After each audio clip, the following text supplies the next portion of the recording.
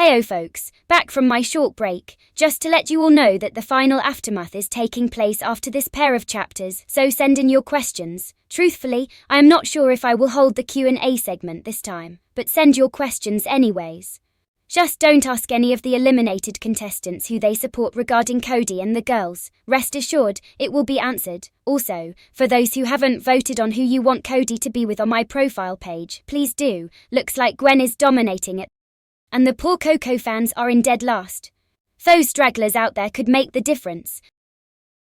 Last time on Total Drama Luxury Tour, we returned to Tokyo, Japan. Our teams came here for a souvenir scavenger hunt. But for Cody and the ladies, there was so much more. For a geek, 5 dates in one night is rather impressive. However, this did cost them the victory against Alejandro, for he was the first to turn in his knickknacks. It also turned out that our buddy chef got himself caught in his third illegal alliance. Will due process be given to them, or just capital punishment? Find out here on Total Drama Luxury Tour.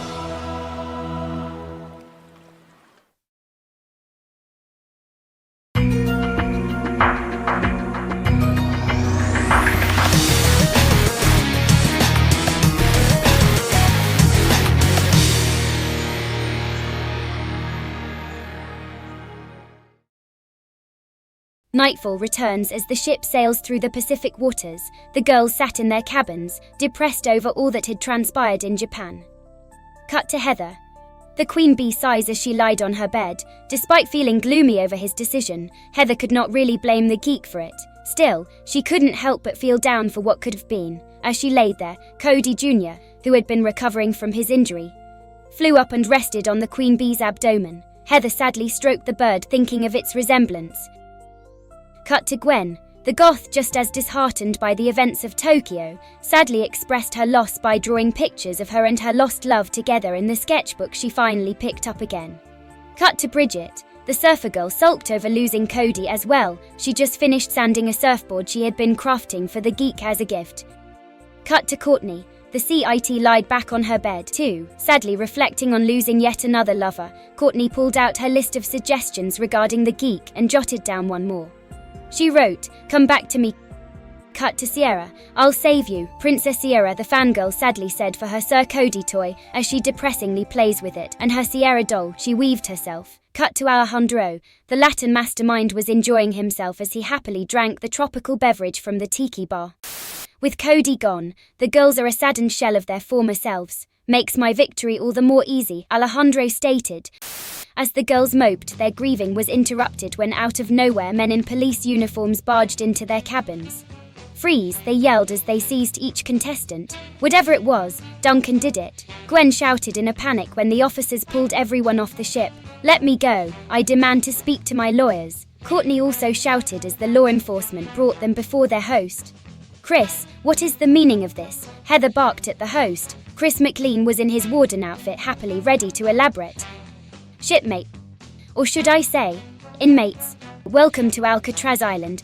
Almost 50 years ago, it served as the most secured and inescapable prison in the world. During its 29 years of operation, it also held some of the most notorious criminals, Al Capone, Machine Gun Kelly and Robert Stroud. For today's challenge, you 5 will have to do something none of them all could. Escape Alcatraz. You gotta be kidding me." Heather angrily shouted again. Hey, 3 people did manage to do it before, though they presumably drowned right after they did. The host chuckled. "Officers, put them behind bars." The interns dressed as policemen dragged Courtney, Bridget, Sierra, Gwen, Heather and Alejandro into the prison part of the island. "Be careful. My security force won't be the only danger lurking inside the old prison," Chris warned with a sadistic grin. He sucks to be them, huh? Chef chatted idly with the host, which reminds me. "Guards," Chris instructed them to also escort Chef into his respective holding area. "What? But why?" Chef asked in a panic. "Maybe doing some time in the slammer will make you know better than to take bribes," Chris angrily informed, as Chef is dragged away. Later, the 5 girls and Alejandro get hauled into different areas of the prison. Only Gwen and Courtney were in cells in the same hall. Cut to Heather. "What happened to a fair trial?" Heather shouted after getting locked into her cramped cell, while the guards left her in her solitary confinement. Cut to Alejandro. After getting locked in his cell, the Latin mastermind ponders on how to escape his prison. Alejandro does his confession inside the cell. Of all the foreign prisons I could have ended up, it happened to be an American. Cut to Bridget. The surfer girl anxiously paces around her cell. Bridget was in her cell. Okay, I am a bit claustrophobic. I gotta get out of here. Suddenly she hears stomping sounds from the cell next to hers. Is anyone there? The surfer girl nervously calls out. Unfortunately, the noise halted to an unwelcome silence. Cut to Courtney and Gwen. Just wait until my lawyers hear about this. You are also sued. The CIT threatened as the guards wasted no time in leaving her. Calm down, Courtney. Gwen told her from the cell next to the CITs. Great. Of all the people I am in prison with, it has to be weird goth girl, Courtney angrily muttered. I'm not liking this either. Gwen reminded her of their mutual disdain. Cut to Sierra. The fangirl tries to bend the bars with all her strength, but to no avail. There's gotta be a way out of here, the stalker tells herself. Wait a minute. Sir Cody will save me. Out of her pocket, she pulls out her Cody action figure and uses the sword that came with it to pick the lock. Come on, Sierra said in frustration as she tries to pick it open. After a minute of working it, the lock clicks and releases her confinement. That's how we do it, the fangirl shouted before kissing the Cody figurine. Cut to Heather. The queen bee looked around to see if there's anything she could escape with. Suddenly she felt something crawling out of her backside. What the? Heather said as the small latch-on revealed to be none other than the petty condor, Cody Jr. The bird happily chirped back at her. The queen bee had the perfect plan. She ushered the bird towards the cell door and instructed. Come on, sneak through the bars and find me the key. The baby condor chirped affirmatively and complied. It walked outside the cell after slipping past the bars. It looked around at first and proceeded to fly off to search for the guard's key. Just call me the birdwoman of Alcatraz. Robert Stroud had canaries. I have condors, Heather boasted. Cut to Courtney and Gwen. Bend, damn it. Courtney yelled in frustration while trying pointlessly to bend the bars. It's pointless, Courtney. Gwen informed her of the hard truth. We just have to sit back and let things come. Just like I sat back and let Duncan cheat on me with you. The CIT reminded angrily. Never mind, the goth responded in frustration. Gwen was about to lay on the prison bed, but thought better seeing how old and filthy the molded spring mattress was. She only casually leaned against the aged walls. For what it's worth now, Courtney. I'm sorry for betraying you with Duncan. Gwen expressed her regret at long last to the CIT. Courtney looked back up at her from across the prison chamber. I've gotten over him already. Still, we were becoming such close friends until he returned back to the game. If I just chose my friendship with you over my initial attraction to the jerk, things would have been so much better for our team. Chris wouldn't have kept Duncan after Greece, since we wouldn't have had the tension he thrived on. Tyler would still have left in Area 51. Or Alejandro would go in Australia, since we wouldn't be bickering there. And whoever left from their team would go in Niagara Falls. Gwen explained. Courtney smiled optimistically. Well, I probably would have lost him in some other scenario, and if things didn't go the way it did, we never would have seen Cody for who he truly was. So does this mean you forgive me? Why not, Gothy? The CIT happily said to Gwen's relief. Cut to Alejandro. So I guess I became an intern while I was studying to go into law school. One of the intern guards explained to the Latin mastermind. Chris promised us to put in a good word for us interns to the higher sources. But he's yet to show any sort of gratitude, despite the numerous casualties us interns receive. Well, perhaps if you help me win, I will grant boons to your employment future when I win the money, Alejandro offered. I guess that sounds alright, the guard said as he opens the door for the Latin archenemy. Alejandro grinned as he made off from the prison chamber. Cut to Heather. After a while of waiting, the young bird flies back to the queen bee after successfully obtaining a key from the guards. Awesome, good work, Cody Jr., Heather praised as she unlocks her cell door. Hey, stop her, the guards holler as they see the queen bee stepping out of her detainment. Heather grabs the baby condor and runs off for dear life from the guards. You'll never take me alive, the queen bee taunted.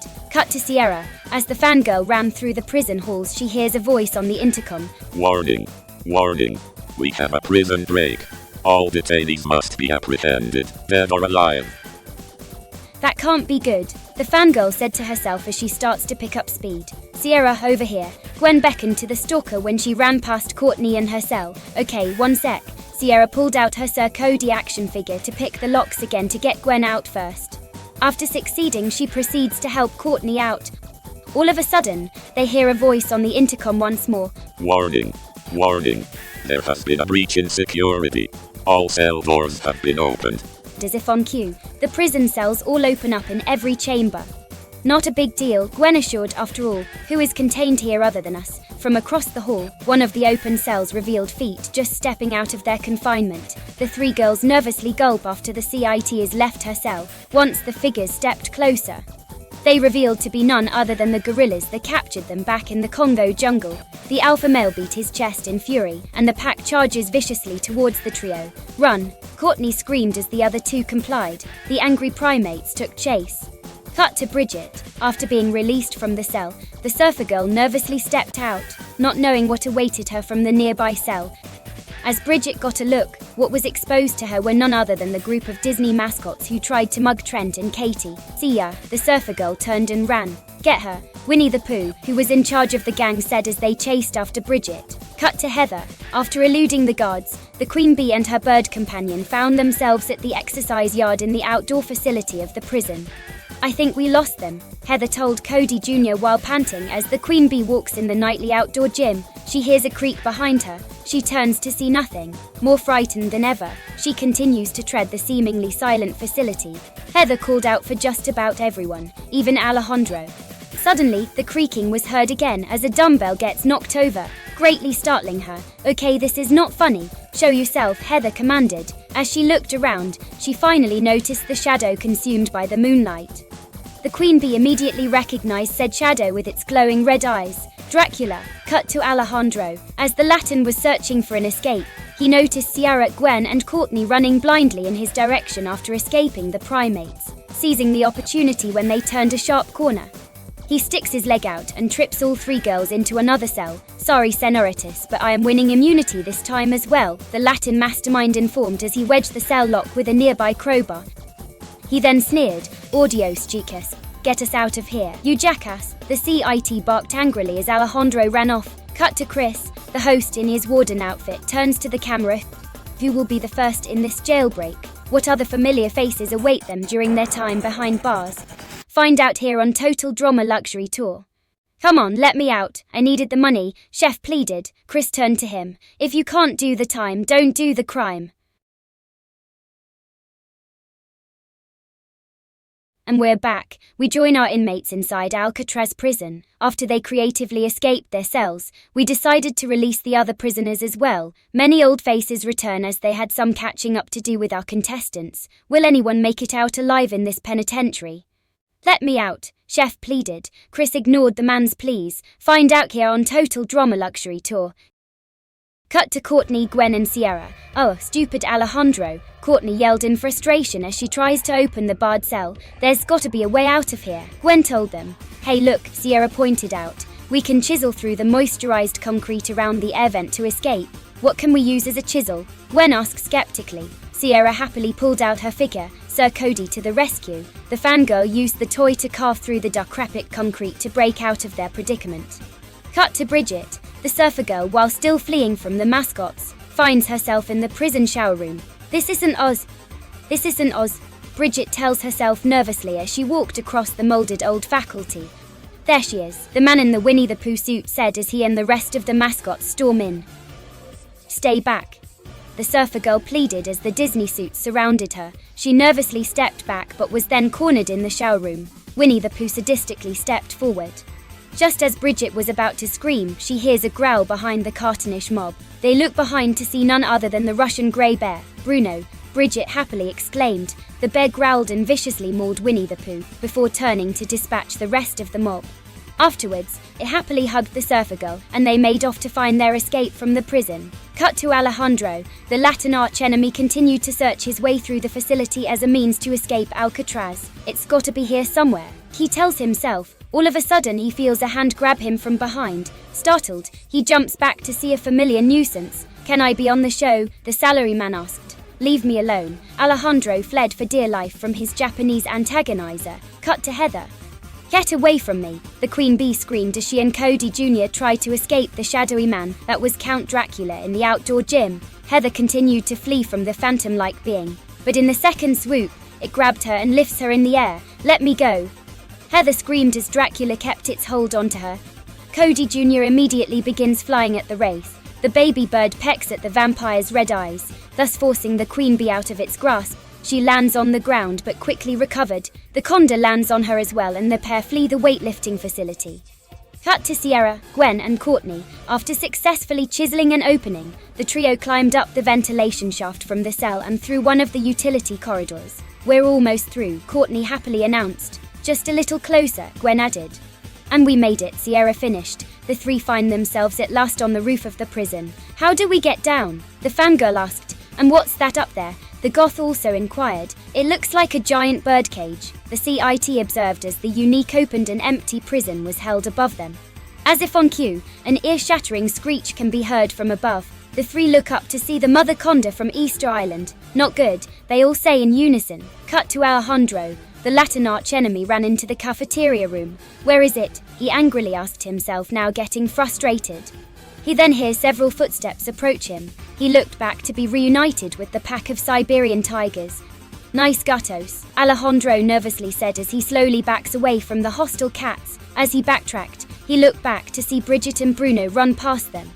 He then noticed a hunch of meat in the cafeteria's food trays. Alejandro grinned with his new scheme. "Hungry, kitties?" Cut to Bridget. The surfer girl rides on Bruno. As he darted down the prison halls, they eventually run into the penitentiary recreational area with a TV and pool table. The exit has to be somewhere, Bridget tells her bear accomplice. Suddenly, they see a hunch of meat get thrown into the room. The pack of Siberian tigers follows the projectile into the recreational facility. After nearly finishing the meal, they then snarled at Bridget and Bruno. The wild felines slowly surround the two as the bear chivalrously defends Bridget. Just as the tigers were ready to pounce, Heather ran into the room blindly as she narrowly escaped Dracula. "Heather," Bridget asked the queen bee. "Bridget," Heather responded. Realizing the situation, the queen bee and Cody Jr. stood behind the defensive bear as the wildcats circled them. Wasting no time, all the tigers leapt on the bear. Bruno tries to throw the vicious tigers off of him but is thrown on his back after succumbing to their weight. "We gotta help him," the surfer girl pleaded to the queen bee. "Let's see what we have to work with." Heather looked around and notices the cue sticks by the pool table. She and Bridget grab them and with the sticks, they begin striking the tigers off of Bruno. "Bad kitties," Bridget scolded as she waxed the last wildcat off of the bear. Bruno recovered and helped at fending off the tigers. The bear swiped its paw and knocked 3 tigers across the recreational facility. Seeing their opportunity, Heather and Bridget hop onto the bear, and Bruno flees the scene from the dazed tiger pack. As they escape the tigers, they continue to search for their escape route. Suddenly again, the ceiling collapsed on them, and Sierra, Courtney and Gwen landed on top of the bear as well. "What the? Where were you three?" the queen bee inquired. "We were escaping a cell that Alejandro locked us into. We made it up to the roof, but the mother condor knocked us back into here," Sierra explained. "Think he threw the meat into our room to lure the tigers after us?" Bridget asked Heather. "Probably. Wouldn't be the first time he made someone live bait," Heather informed, recalling Africa last season. After a while of running through the chambers, Bruno stops to take a break. Bridget begins treating his claw wounds while the other girls ponder on an escape plan. "Any ideas?" Gwen asked the others. "Maybe if Bruno pulled out one of the toilets in a cell, we could escape through the sewer lines," Sierra suggested. The bear got the message and with its massive strength, pulled out a toilet from a prison cell and revealed a gaping hole into the sewers. "The 5 surround said hole. You," the CIT said with disgust. "I'm not going in there." "Me neither. This stuff hasn't been touched in 50 years. The queen bee added. "There's gotta be another way out." Ending their break, Gwen, Bridget, Courtney and Sierra hop back on Bruno. "Coming, Heather?" Sierra asked. "I'll catch up. Just focus on beating Alejandro out of here," the queen bee informed. The 4 nod and ride off. The queen wanders on her own into the next chamber. She then noticed glowing eyes from the darkened cells. In hindsight, maybe this wasn't a good idea. The eyes revealed to be belonging to the Yukon Timberwolves. Cut to Alejandro. The master of manipulation continues his search. "What is this? A labyrinth," Alejandro muttered angrily. The archenemy then feels a seismic rumbling. He looked behind him to see the mechanical bulls from Spain charging right at him. In a panic, he fled for dear life from the mechanized steers in the opposite direction. Cut to Sierra, Courtney, Gwen, and Bridget. As the 4 rode the halls atop of Bruno, they find themselves in the death row facility. Of all places, Bridget spoke up nervously. "Don't worry, Bruno can take anything this place throws at us," Gwen assured. "Don't jinx it," Sierra warned. As if on cue, they feel a ravaging earthquake shake the floor. They see the mechanized contraption drive towards them. A diablo gigante, they all scream at once. The mechanical titan prepared to charge the group as the bear turns around, runs the other way. Cut to Alejandro. The Latin managed to escape the rest of the robot cattle. He continues to run until he sees Heather waiting for him. "Hello, Heather," Alejandro screamingly greeted. Tears sprouted from the queen bee as she jumped in the Latin's arms. "Alejandro, since Cody turned me down, I just need someone to hold me." Alejandro was initially thrown back by this unexpected move, but came to his senses instantly. He then shoved the queen bee into one of the cells. "Nice try, mi ama, but I don't fall for the same trick twice," he taunted as he proceeded to close the cell door. "You already did." Heather grinned. "What?" The Latin felt some of the meat that the tigers failed to completely finish strapped to his backside. He turns around to see the timber wolves growling at him. "Nice purros," he said right before the canines jump onto him, forcing him into a cell of his own. Heather followed them into it. With a crack of her whip she always seems to find when it comes to dog sledding. The wolves released their hold on him, and the queen bee pushed him into the toilet hole created for him by Bruno earlier. "Gawa," Alejandro screamed in disgust as he landed in the 50-year-old fecal sewer line. "You look better in my opinion," the queen bee taunted. She then cracked her whip again, and the tamed wolves bended over the hole and add their fair share of waste onto the defiled Latin. Cody Jr. gave his own contribution as well to the waste pile. "You'll pay for this." "Oh," Alejandro cursed the queen bee as he agonizes in excrement. "Always remember to flush," Heather gave the final insult as she pulls the handle. The force of the water flushes him through the entire sewer system. Hodi endo pura.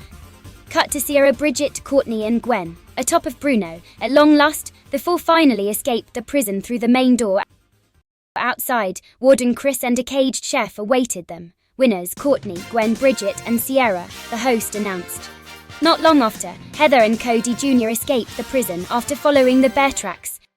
"Heather, we did it," Gwen exclaimed happily. "Yep, we sure did," the CIT added. As Heather reached the group, she looked up to see the mother condor flying above them. She then looked down at Cody Jr., who begins flapping his wing. "Guess it's your time as well, isn't it, little buddy?" Heather sadly understood. Cody Jr. flew into the air after fully recovering from his broken wing and lands on top of the monstrous condor matriarch. All five girls sadly waved goodbye to the parting birds as they flew south back to Rapa Nui. "What's that awful smell?" Courtney asked in disgust. As if on cue, Alejandro is finally flushed out of the outdoor sewer pipe, being completely drenched in feces. He was hardly identifiable. "It mil, it in, it dollars, it where?" He crawled pitifully after his ordeal. "Yeah," Chris said to him, "we're not letting you in that type of hygiene, back onto the boat. So let's do a quick sardine ceremony right here and now. Who votes who?" "Alejandro," all five girls say at once without hesitation. Heather, poop-covered Alejandro suggested in his agony. "Sorry, Al buddy, but here's your life jacket." Chris, while repulsed, throws him the life jacket. Alejandro pitifully wept. "We won." All five girls happily formed a group hug with each other after finally defeating Alejandro. "All right, ladies, let's get back onto the ship," Chris instructed. "Can you let me out now?" Chef pleaded the host. "I suppose you served your time." Chris complied and released the prisoner, and they both follow the girls back onto the ship, leaving the defiled Latin. Was all Alejandro could say after his suffering. Suddenly a figure walked up to him. "Where's the bathroom?" Salaryman asked. Later, the ship set sail once again, and the five girls happily sat next to each other, no longer feeling tension or animosity amongst each other. Chris walked up to them aboard the ship as well. "Well, girls, it seemed you all put aside your differences after finally beating Alejandro." "Guess so," Sierra answered for the group. "Well, let's take care of that, shall we?" Chris said with a scheme of his own. "What are you planning?" Heather eyed him suspiciously. "Well, it's just that. I've neglected to actually specify what the prize for this season was since it began," Chris informed. "Wasn't it $1 million again?" Courtney asked. "Never said the precise amount. Since this season is our highest budget yet, we are upping the ante and making it $5 million. We could split it 5 ways."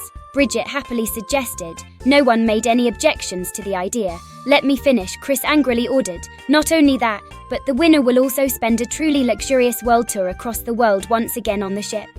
Minus the challenges, whoever wins could just let the other 4 on too." Gwen suggested her idea as well. "Let me finish," Chris said angrily, but after spontaneously convincing a certain someone to sign a certain contract. The final reward to this season is a Cody. What? The 5 were taken back by the final prize. What do you mean? Heather inquired. Whoever wins will earn a mile contract, forcing Cody to be yours in any way you seem fit. The wicked host informed them with a grin, forcing Cody into a relationship. Bridget asked, I would say more on the lines of him having to be with you without him ever feeling bad by choosing you over the other 4. Chris corrected. The girls, despite ending their prior conflicts, competitively look at each other, hoping you all clobber each other at once. We are making this last challenge a final 5 for the rewards. Chris then turned to the camera. Where are we holding the geek hostage while strapped to the $5 million briefcase? Find out the details on the upcoming Aftermath, here on Total Drama Luxury Tour.